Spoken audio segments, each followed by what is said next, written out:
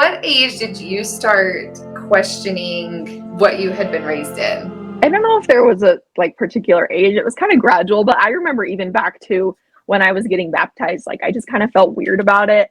And for some reason, I didn't want my dad to baptize me, because that's typically, it would be your father who baptized you. I didn't want my dad to, so my older brother did. And I just, I didn't like the process of it. And it was just oh, you do it because you do it. But I always was, I don't know, hesitant. And then when I got a little bit older, maybe 10 or 12, I really dove into it because there was this boy I liked. And I was like, okay, I'll stay.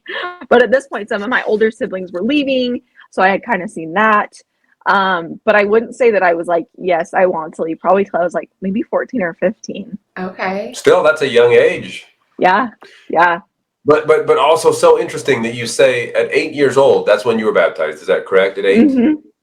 At 8 Yes. years old, you were questioning things. That is, wow. At 8 years old, I was, you want me to do what? Okay, sure. What? I'm Yeah. I wasn't even considering questioning anything at that age. That's pretty impressive. Yeah. I feel awesome I'm a questioner. Even since I've been a kid, I would be oh, really? Why are you doing that? Or why can't we do this? And things like that. And I think being aware of the outside world as well. And then that my, older siblings, some of them had left, and seeing that, but then I was always oh yeah, I'll be a sister wife. It's whatever. So I wasn't I'm out when I was 8. So at what age did you finally, so 14, 15, you're I don't think this is it. Yeah. I don't think this is what I want. What did, how old were you when you finally did leave? And what does that look like with the AUB?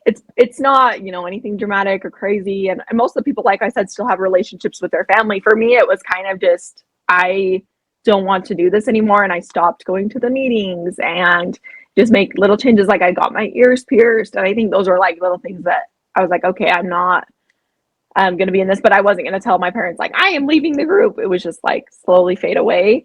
And my husband, Mark, and I had a conversation. We started talking when I was 15, and we've been together since. And yeah, I had asked him, what do you think of this? Because at that point, I was because I knew I wanted to marry Mark. I was if Mark wants to live it, I can sacrifice that. And then so Mark was born and raised in the AUB as well. Yeah. Okay. Yeah. We just had talked about it and had a very open conversation when we were young. It was very mature of us, but yeah, I don't believe this. And at that point, his parents had just left, and I was oh, thank goodness, this is gonna work out. And then, yeah. So we kind of left together in a sense, and I'm really grateful for that. And how old were you when you officially left? Probably 16 or 17. So there was a youth camp that Mark and I really wanted to go to because we wanted to spend time together. And you had to get a recommend to go to anything. So we're let's get our recommends one more time. We hadn't done anything to be not worthy or a reason why we couldn't. So we got our recommends one more time. And then we went to the youth camp and we had a great time. And we're that's it. We're not going to go back to anything else. We would still go to the dances to see each other, but we didn't go to church from then or anything like that. So you, if I'm understanding, you left the religion, but still, you were still able to continue on living with your family in your home? Yeah. Living at home. And I know. That's so awesome. That makes my heart so happy. See, that is a whole different, I guess that's more similar to what the LDS would be like. Yeah. Yeah. So, which I'm so grateful for. Yes. Okay. That's amazing. Yeah. Because I'm sure you know what it's like for the FLDS. If you declare that you no longer believe, then you're gone, Mm-hmm. I mean, in my family, it was a lot of, I knew that if I chose to not believe, I was no longer welcome in the home, but they did, especially my mother, tried to convince me to go back. So it's not like she wanted to cut ties with me. She just wanted me to return and believe what she had taught me was the truth. So, which of course I can understand that. But if I didn't go back and say I believe and I want to follow everything, I was no longer welcome in the house. So, so amazing to hear that wasn't the case for you, because a lot of polygamous groups are looked at as very extreme, high demand religions that seems to be pretty common, that if you no longer believe, you're kind of an outsider. For sure. I completely agree with that. And I think that's why it's more of a transition for me instead of leaving, because it wasn't oh, you decided this and now you're kicked out of this home and you're not welcome. And it was just I'm still living at home and I'm just no longer going to the meetings and things like that. And obviously my parents wanted me to, like, that's how they raised us and that's what they wanted us to stay like, and things like that. So I think definitely they were disappointed, but it wasn't anything, you know, crazy or stuff like that. So I'm very grateful. Okay, so you were able to stay in your home, and your family and your parents would ask you to did they bug you a lot about going back to the meetings, or did they just kind of let you do you know? You know, both. I would say when I was still going to the meetings, I don't know that my parents were necessarily questioning things, but at that point, Lynn Thompson had become the prophet, and my parents weren't going to meetings as much either, and it wasn't as strict and things like that. But I was going to see Mark, and then I kind of was like, oh, they're not going either. So I don't think that they pushed it on me as much to go, and it was more of like, you can go if you want to. So. Gotcha. I was going to ask, I was like, so were you able to date Mark? Like once you guys were both stopped going to church, like, did you have to go to church to see each other, or were you allowed to date outside separately? Not alone. It was kind of, so he had asked my dad, Mark did. And, fun fact, my mom was actually the midwife that delivered Mark. Oh, wow. Yeah. Our families, we've just always known each other and not been close, but like known of each other. And so Mark came and asked my dad, and my mom's like, I love Mark, of course, whatever. So, and then, but Mark never did ask the leadership, because we kind of were like, we're not going to stay in anyway. And we had gone to a family, kind of distant family member's house for Thanksgiving. And one of the men who was in the leadership had asked Mark, did you ask about her to the leadership? And Mark said, well, I asked her dad. And he's like, well, she's not welcome in my home until you've asked the leadership. And while we were at Thanksgiving. Oh, my word. Yeah. And Mark was so bugged. And he's like, that's like, we have your parents' permission and we're doing all the right things. But because of that, like, that's what you're saying. And so we were like, we don't want that anyway. We don't want to be approved by you if that's how it's, you know, going to be. Yeah. Wow. Yeah. Man, that's a whole new level of Thanksgiving family drama. Right. So like, did they expect him to call the leadership right then and there, or did they expect you to turn around and go back home? I don't know. That's so interesting. Yeah, Mark didn't tell me until later that night because he knew it would upset me. So we just went into a different part of the home, which was Mark's relatives' part of the home, and so we just stayed in there the rest of the time, and then we left. So. Okay. So did you guys get married and then, like, I don't want to say move away. I'm so used to the idea of like having to move away from the community that it's awesome that didn't happen, but I'm like switching my mindset. So was it pretty typical, and then you dated and you were able to get married and then you like moved out on your own? Like just a very, I guess I would say, normal progression, or was there typically. something So in a sense, I think most people live with their parents until they're married. I had moved out to live with my sister and to go to school, and Mark and I were like hanging out more and things like that. Well, then my sister moved, and so I was like living out of my car and sleeping at my cousin's house to keep going to school up here.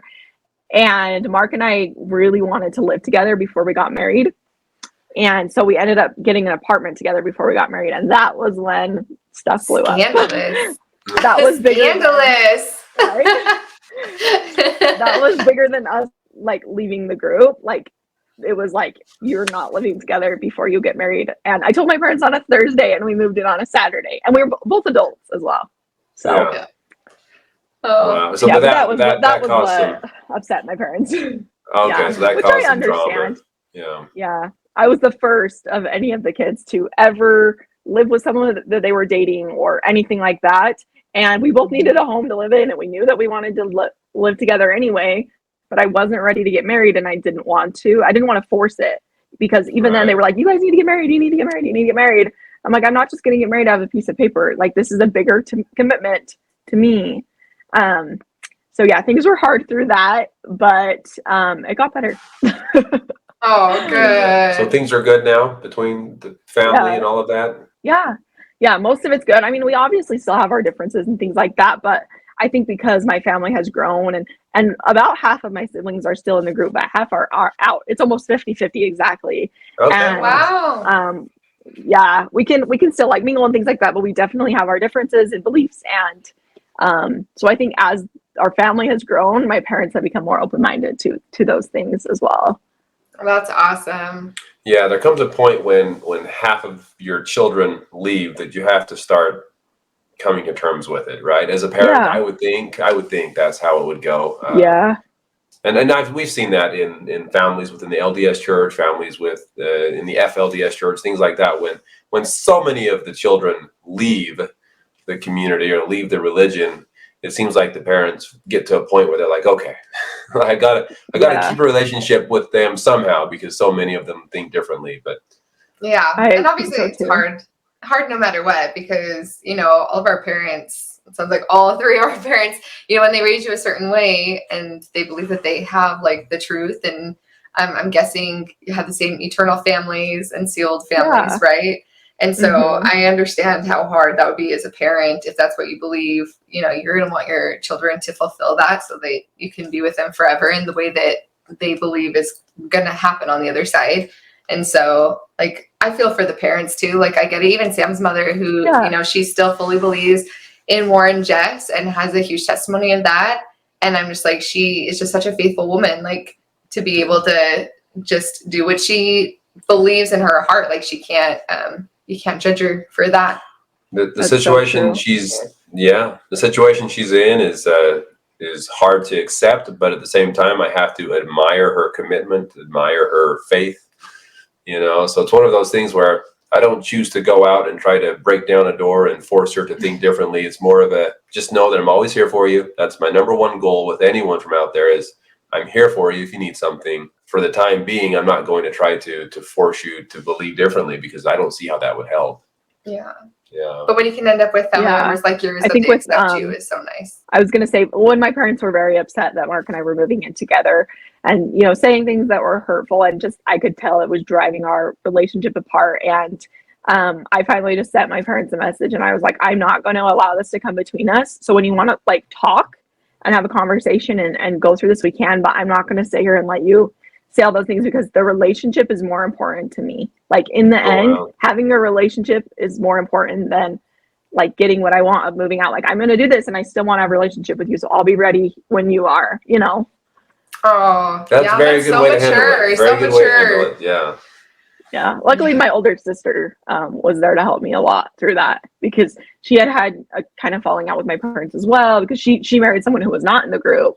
And she was like, you can't let them just tear you apart. Like, you have to set the boundary, and then it does get better usually. That's so good. Well, I'm glad that in the end that you're able to have a good regular relationship. It definitely reminds me like more of, like I said, more of the LDS. Yeah, I feel like I relate to you probably even more than him and his group.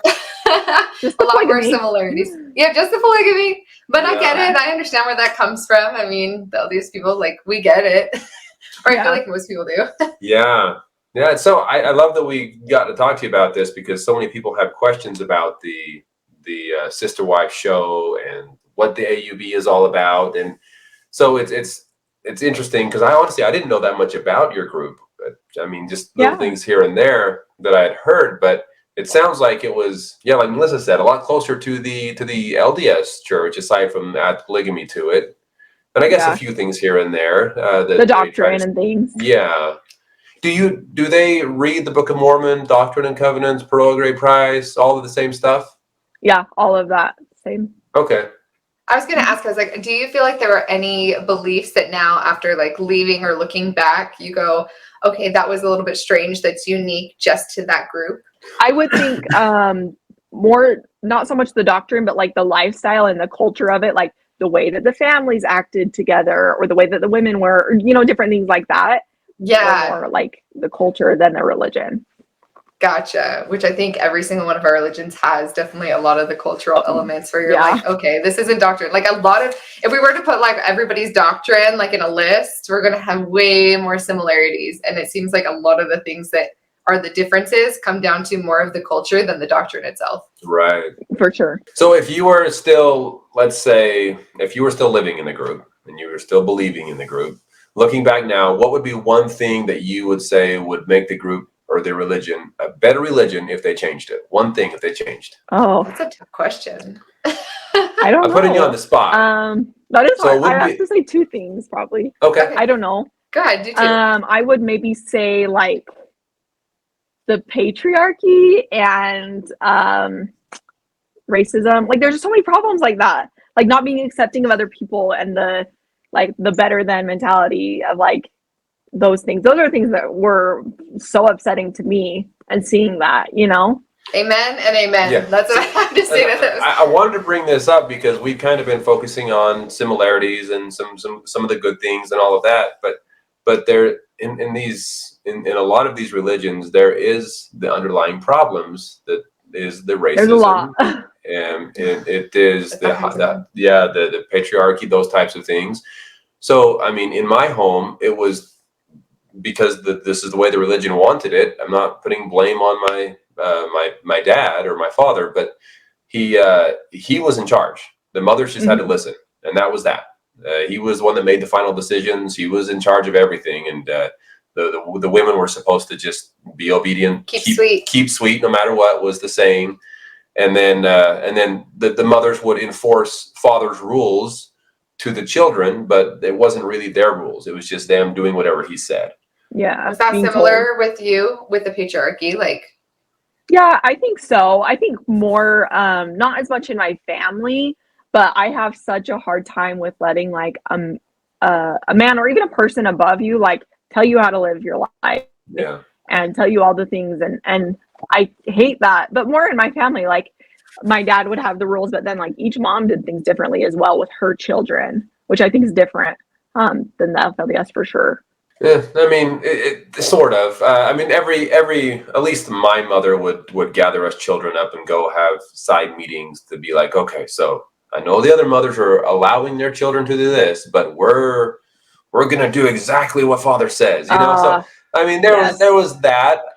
We knew who we belonged to, and that mother would make sure of it. But it was very all about following father's rules and following the prophet and what he says. Mm-hmm. So, yeah. What did you feel like your role, like growing up as a woman? What was your role that you were taught growing up within the religion? Definitely the typical like homemaker things, like learning how to sew and to bake and all those things like that, and preparing to be a mother and things. I would say just the typical, like you're gonna grow up and you're gonna be a mom and you're gonna have a bunch of kids. And do they believe in contraception? No. Okay. Yeah, I just learned this actually, that in the FLDS they considered any contraception as killing, murder. Mm-hmm. So yeah, I don't know if it was that intense. Well. Okay, so Yeah. it was very intense. Like you do not, if a baby wants to come, a baby's gonna come. Like it was very much, very intense doctrine, which I didn't know. Yeah. I didn't know anything about that, not being a woman growing up out there. So yeah, I know some women, especially more now because it's a little more modern, would take like the pill birth control for regulating hormones or different reasons like that, but not to prevent, Not to prevent pregnancy. So I have to ask, because we're talked about the problem of patriarchy and that type of thing. So your husband, you're married now, right? Your husband? Yeah. Uh-huh. Okay. So Mark, your husband, he grew up in this as well. So you two move out together. Was it difficult for him to kind of be on the same page, making decisions together with you, equal partnership, or did he have to kind of overcome what he had been taught? I think in a sense it was easier for us because I'm maybe a little bit more vocal about things like that. I'm always like, it's going to be fair. We're going to make it fair. And still, good. But yeah, luckily I think that the mutual respect that we have for each other, like I would want that for him and he want that for me. So it wasn't something that was hard for us. I also think that, so when Mark and I started talking, his parents were going through a split up. They were getting divorced. His family was breaking up. And so I think seeing that, he was like, I don't want this to happen in our relationship. And so different things like that, I think made us stronger in that sense, seeing what we didn't want to live like. And so the patriarchy wasn't hard. And when we first moved in together, I was the breadwinner and making the money and he was in school, and it was like just fine that way, which I'm very grateful for. That's amazing to hear. That, because that's something that I had to overcome in some sense. And a lot of people I know, a lot of young men that leave the FLDS community, I know they deal with that, where if they're dating someone that didn't grow up in that religion, they have to get over the fact that they are in charge and making all of the decisions, and it's not an easy transition for some of them. So I let him work through all that crap before I found him. By the time I got to him, we were good. 100 like. Yes. I had been out of the FLDS for how many years before I? Well, the first time we met was when we were 18, when he had first left. We went on 2 lunch dates and we never spoke again for 5 years. Yeah. And then 5 years later, we came together and have been together ever since then. So I'd say those 5 years did a lot for sure. True. I definitely changed a lot in 5 years for sure. Yeah. Yeah. So, that's so cool. Well, that's good to hear that it hasn't been that difficult for you and Mark to kind of be on the same page. Yeah, you can tell me if this is the case too. I feel like whenever you're making such a big decision as like changing religion or having a faith transition in any type of way, I feel like then you already kind of have the open-mindedness of like, there are things I want to change. You know what I mean? Like if the men that are leaving, if they wanted to stay in a patriarchy and be in charge of their wives and have a bunch of wives serve them, then they would have stayed there. For sure. Yeah, it's definitely not easy. Yeah, I mean, I would agree with that. But man, when I left the FLDS, I still believed in all the doctrine and stuff. I still thought that I would have to eventually go back. That's how ingrained in my mind that it was. But I was over the lifestyle, and at 18 years old, I wanted to be able to date, and I wanted to be able to make a life for myself, and not just be told what I had to do every single day. And so that was more of the reason for leaving. But still, in the back of my mind, I thought I'd go back. So maybe that's why it was took a little bit more time for me to get over the I'm in charge mentality. That makes sense. Yeah, you were holding on to it. Yeah, I'm going to go back, and I will be in charge. Poor guy. If only that was the case. No, just kidding. Hey, I would want it no other way. I love that we're each giving 100%, and I definitely do not need any more women in my life. So it's funny. People ask me, well, isn't that something you think about? Like, wouldn't you consider another wife? And I'm like, no, I'm good. I'm good. Yeah. Oh man. I can think of 2 more questions and then we can wrap it up. But one is, what was the biggest culture shock? Now, obviously it sounds like you didn't have, like, you were allowed to be in the regular outside world, but was there anything that, like, once you and Mark moved out and lived on your own, was there anything that you were like, okay, this is a lot different than what I was expecting? Or are there any kind of culture shocks or? I think, well, right before we moved in together was when I had moved to go to school. And that was the first time I'd ever gone to public school, like been in a classroom and around other like teenagers that were in the group and things like that. And so there were a lot of things that I was surprised that way. And like learning things that I should have known earlier in life, basic things. But the big shocks, I think, would be seeing more people of color. And then I also remember, because I got a job at a dental office, I was shocked at looking at the schedule, seeing how many last names there were. I did not know there was that many last names, because like the top ones. So that was a big thing. I was like, there is so many people, like so many different people and families and races and things like that I think were a bigger shock.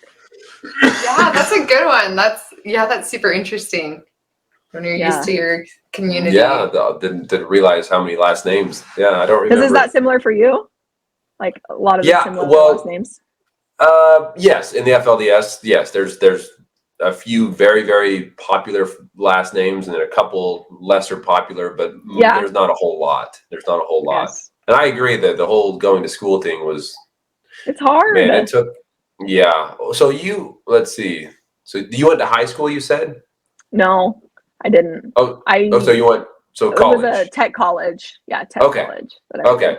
Yeah, my first experience with education outside of my homeschool was practicing and studying for my GED test to take place of my high school, because I had to get that to go to college. And oh my goodness, it was a lot of visiting the tutor, I guess, and asking a million questions, especially on the math. The math was the really hard one for me, because not growing up with learning the steps of math, and then all of a sudden trying to get into college and doing that math, that was just like, it was very difficult. Yeah. So. Oh man, I'm proud of you. I started the studying for the GED and then I just have put it off, but it's hard. So that is awesome. And then going on to college, and Oh man, that's so cool. It took, I'll tell you, I'm so sorry. The first few semesters were just, especially the first two, I remember the first 2 semesters, the amount of time I spent in my professor's office, just like, I don't understand this. Help me, like on every little tiny problem. I relied so much. I mean, thank goodness to my professors to give me so much of their time and attention, but it was a tough one. But it seemed like after the second semester is when it's like, okay, I got this. And it just got easier and easier from there on out. What was your motivation in going to school, or your end goal, or what you wanted from that? So I'll tell you, when I first moved out, I had no intention of ever going to school. I didn't think I was smart enough. I thought I will never be smart enough to get a formal education. And so for a while, actually, this was when I moved out of Colorado, Hilldale City area. I lived in St. George for a while. And during that time, I would actually drive around and take any street around the college, because I didn't want to drive down the college and see the kids there that were going to school, because I felt so stupid. I know it's a harsh word, but I just, I would felt that. I was like, I will never be as good as these people. I will never be able to do what they're doing. And it just made me feel so awful inside. So I'd avoid those streets. And then it was, so about a year after, or a little bit less than a year after I left, I actually ended up joining the LDS church. And then after a year later, I went and served a mission and went to Chile and served a 2-year mission in Chile. And so during that time, I had the opportunity and crazy experience of learning a new language. And coming from someone that didn't really have an education growing up, learning a new language was brutal. It was not easy at all. So, but I did it. I overcame it. And, 6 months in, I was like, all right, I'm feeling pretty fluent. 2 years, came back, and I'm like, wow, if I can do that, I can do anything. And so going and getting my GED and going to college, when I first decided to do that, was more of I got to prove to myself that I can do it now. I have to overcome this. And so that was, it was more just for myself. I needed to prove to myself that I could do it. And then at that, of course, as I got in, then I started deciding, okay, well, I should, study something and get a good career and all of that. But yeah. Yeah, and he had worked so much construction his whole life too, that he, like when I met him, he was in the middle of school, and he was like, I did so many years of construction from such a young age. He was like, I just don't want that wear and tear on my body forever either. Yeah. And so that was, I think, a huge motivation for you as well. True. Was like, okay, I know I can do that, but I want to do something that uses my mind instead of my body, the way that I grew up with. So yes, like that. Also motivated. Also, I have to do a plug also for our fundraiser for Holding Out Help, because if anybody has left any polygamous group or community, you can reach out to them and they will help you get your GED for free. Yes. That is so cool. Just want to do a plug, and we are doing a fundraiser for them from Thanksgiving till the end of the year. So anybody that's listening, if you want to donate to them and help people be able to feel that confidence in getting their degree, their GED, and be able to start their education journey, then you can donate to them. So yeah, great organization. So yeah, but anyway, that's awesome. And so now did you say you finished your dental hygienist? Is that what? I'm dental assistant. I did that for 4.5 years. Yeah. Congratulations. That's awesome. Yeah, okay. I have my final question, and then we will let you go, because I could talk to you all day. I know. I could do. But my last question is, for younger siblings or for anybody, if you knew that the people from the AUB would listen to you right now and with completely open hearts and ears, what message would you give to them? I would say to question everything, because the world is so small until you get out there, and it's a big world, and you can make your own choices and do what feels right to you and not what someone is telling you to do, and just question and explore that. Awesome. I love it. And obviously you can make a great life for yourself outside as well, it looks like. Yeah, for sure. Awesome. Well, thank you so much again for everyone watching. If you want to hear more about what it was like for Sam to grow up in polygamy, then please like and subscribe. If you want to see more about Addi's channel, which isn't just about polygamy, I love watching you do anything, like from, I don't know, doing dishes to some about polygamy and everything in between. Go look her up on TikTok, and we'll have a link below as well. It's her name, Addi_McCall. You can find her on TikTok. And yeah, we'll talk to y'all soon. Thank you, and thanks for being here, Addi. We'll talk to you all soon. Thanks.